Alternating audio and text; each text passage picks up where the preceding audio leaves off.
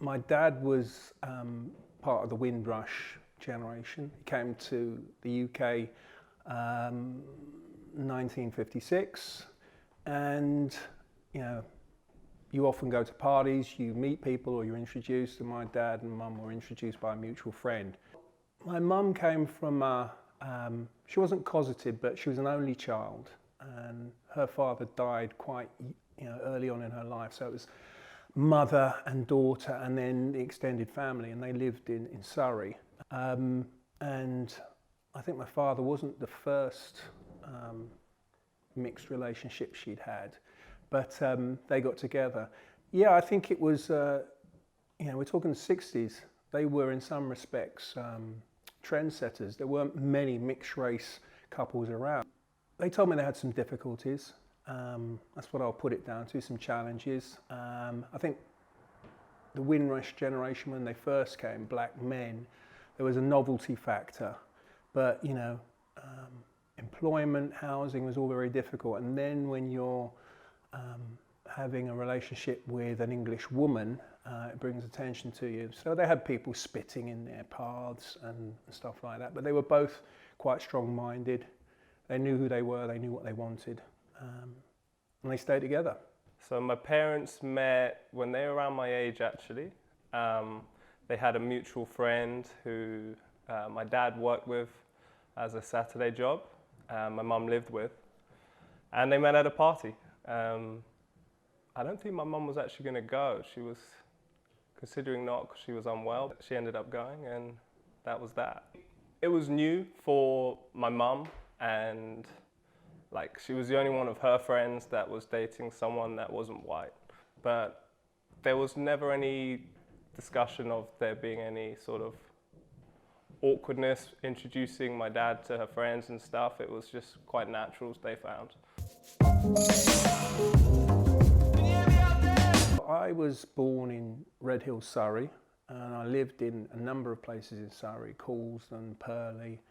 Spent quite a bit of time in Sussex, Burgess Hill. And these places then, 60s, had pretty much zero diversity. So I was often the only, black stroke mixed race child.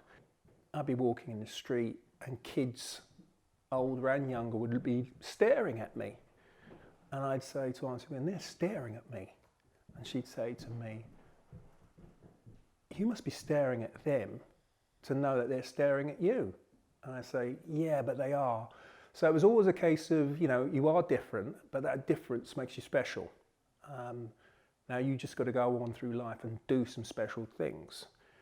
So that was always the background to dealing with people that might look at you indifferently or differently. I was born in North London, and I lived there till I was about 7. I went to school in Highgate Primary School. So there was literally people from every background there in terms of ethnicity, but also learning, and it was a really good start. I sort of became very comfortable with people from all walks of life from a very young age. But then we moved to Sussex, just outside Brighton, when I was 7. And then I went to a primary school there. It was very different. There was only 60 people in the whole school, 10 people in my class, and the whole school was white. When I was in Sussex, I was probably 7, 8 years old. I was of an age where I could go off to other kids' houses, and I used to walk up this particular street from where my Auntie Wynne lived.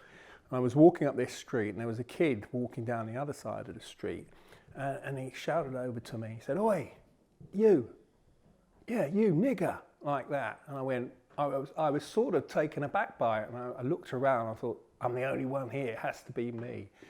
And it stuck in my mind. Just out of the blue, kind of completely random. What I often thought to myself, what was on his mind?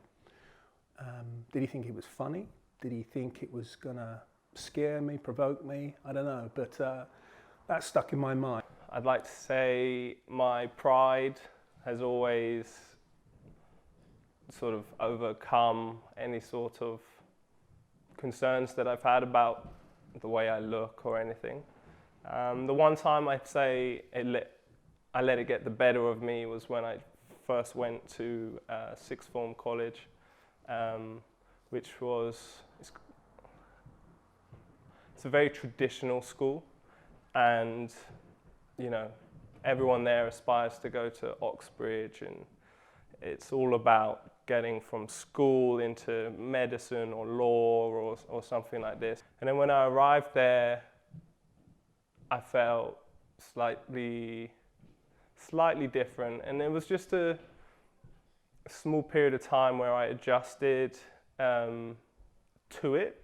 And I wouldn't like to say that I changed, but I climatized and just sort of got on with the way it works there. But what did affect me slightly was the sort of cliquey culture there. One of the moments that stands out was the barrage of Chinese jokes on this singular bus journey to a rugby match. And we were sort of mates, we were in the same team, but they had no right to sort of, you know, make fun of the way I look like that. And that bothered me. Other than that, no, I've always been proud. I've known my sisters have had a bit of a harder time of it. You know, girls can be more outspoken. My sisters have always spoken out at the dinner table. I always use the dinner table. It is honestly the place that we as a family get things out, and nothing is left unspoken of at that table. I've always been aware of their situations, and I guess maybe being a little more fortunate than them in terms of what they've had to deal with. But I think they too are still very proud of who they are and haven't let it affect them too much. Different experiences, sure. I wouldn't say more privileged, but maybe had it slightly easier growing up in friendship groups.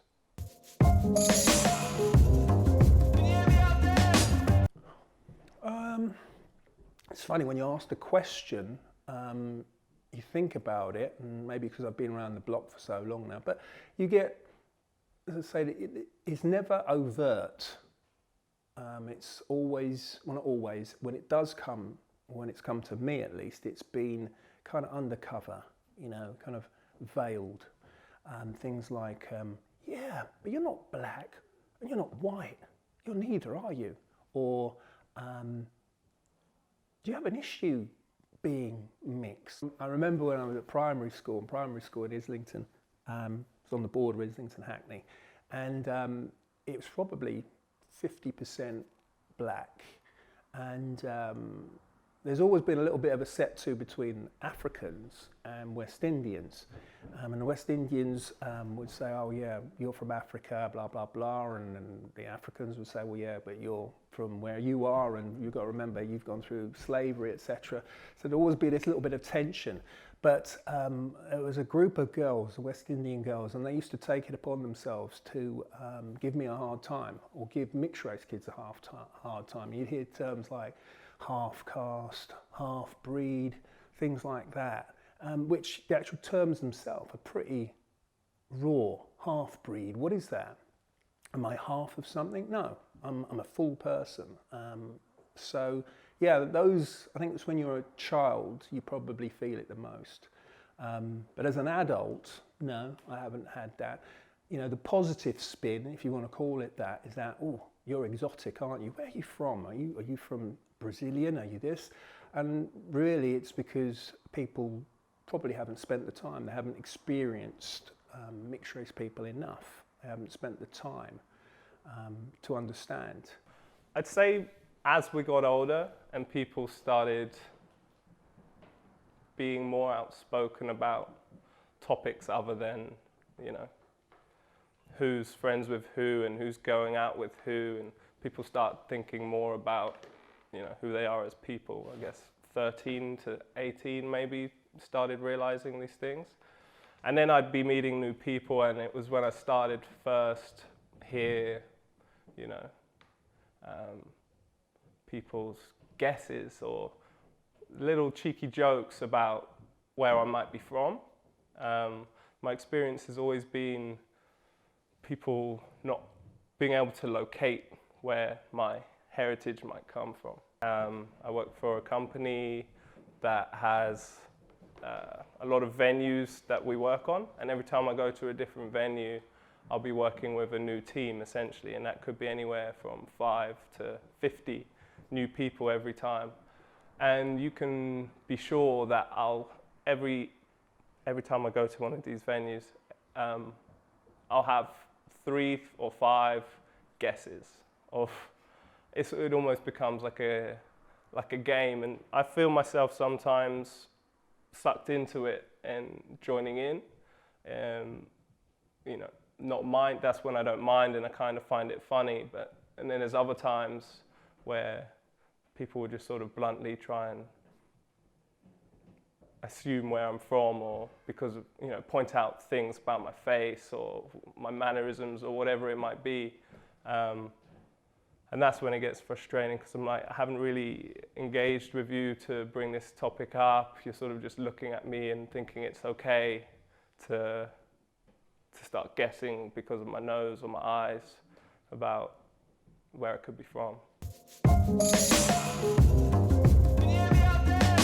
I work in a particular industry, and when I first came to it, it was pretty much white males I worked with. And they would make comments. You know, some of them lived out in home counties, and they'd come up sometimes to London at the weekend, and they'd go through certain areas like Kennington, like Brixton, and they'd be making comments. And I picked one guy up on this, and I said, "Why did you make that comment?" And I said, "Well, isn't that true?" And I said, "It's not true. And you know, what's concerning me is that you think it's true, and I think you think that because, well, here's a question for you: Have you got any black friends in your circle of friends? No. Okay. Have you ever been into Brixton and spoken with anyone of colour? No. Have you worked really with anyone of colour other than me? No. Have you ever dated anyone of colour? No. All right. So there you go. It's an ignorance thing. You don't know that particular group. You've never spent time with it. You don't know what they think. You don't know how they feel. You don't know what their values are. So spend a little time. Some of the ignorant things I've heard have mainly been about couples and pairings. You hear a lot about black women showing their displeasure with black men dating white women, if that makes sense. So, for instance, my family, my dad being a mixed race black man dating a white woman, and you do hear about this thing of black women being unhappy about that. And then I know not myself, but my sisters have experienced sort of backhanded comments about that. So, you know, they might be at the hairdressers or whatever, and I think it was my older sister heard someone say that this is another one of them, sort of a comment like that. Look, whoever she was, this is another one of those ones. They're stealing our men. That sort of comment.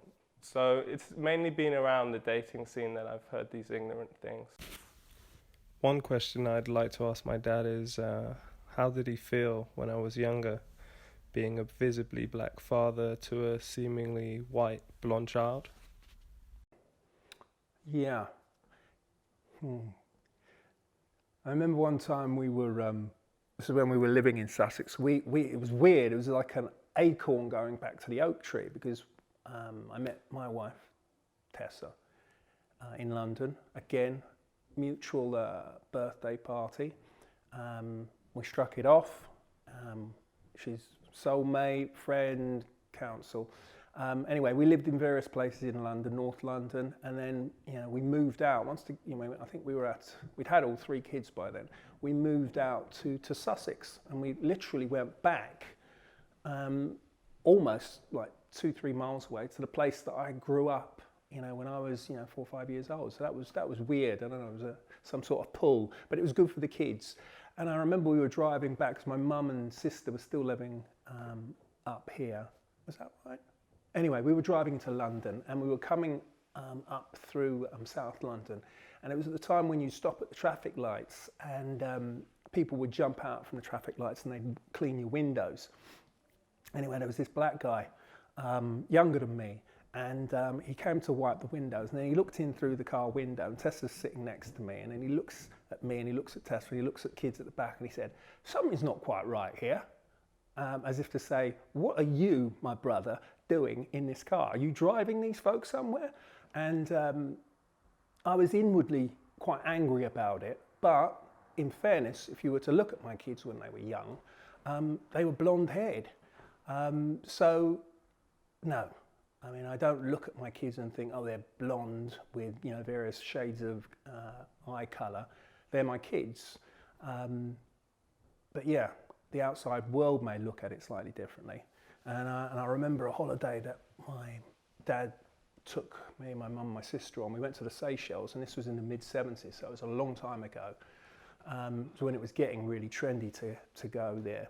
And the Seychelles, as my dad said, is a fantastic melting pot. We used to catch buses around the island there, and you'd be standing at the bus stop, and there would be this really black woman. Clearly she could have been, straight from Africa, and she'd be standing there holding in her arms, a mixed-race child with blonde hair and light-coloured eyes. You had Indian, you had African, you had white French, white English, mixing pot. To her, this is her grandchild, no big deal. I think it's the outside world that makes you start thinking about who you are and who your family is. Your family's your family. So yeah, it was never an issue for me, and hopefully it's not an issue for them. One question I'd like to ask my son is, when you were young and growing up in the home counties, did having a black dad ever cause you any issues or embarrassment? Growing up with a black dad in the home counties, for me, I was so proud because it let me stand out, but stand out in a way that I was really happy with. The fact that my dad that stood out was also a great dad made it pretty cool. And in my school, everyone would know who he was, but speak highly of him, which was nice. And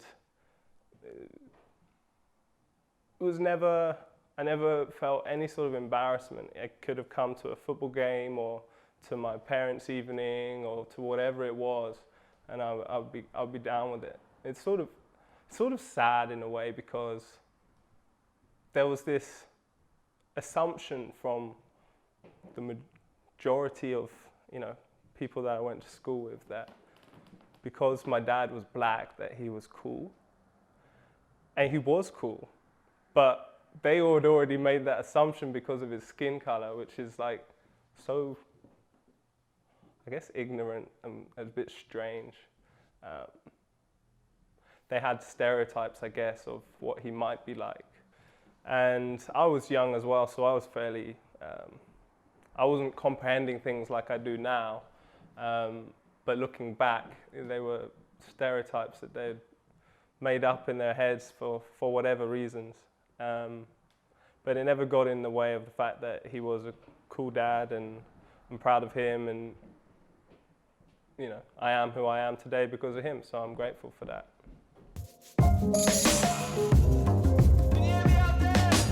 Yeah, I think as a group it's much bigger now. It's far more obvious. I mean, if you just look at the media, and sometimes I look at it and think, oh, They still haven't got it right, but if you look at media, look at the adverts that you see on the TV, you see a lot of mixed race kids, ringlety hair and a particular look. I think there are more mixed race people in prominence. I mean, if you look at politics, there's a particular gentleman, Chukwuemeka in Labour. You look at the entertainment industry, there's a lot. The sporting world, there's a lot. And I think it's just the fact that people are mixing more now. They're enjoying exploring other people's, other cultures. Yeah, so it has changed. That's not to say that the issues and problems have gone away, because currently we've got quite a job on our hands. There's a populism. It's just another way of taking a dig at people who look different, sound different. But no, it has changed. It's a much bigger group now, much broader, and obviously things like your organisation are changing the view as well.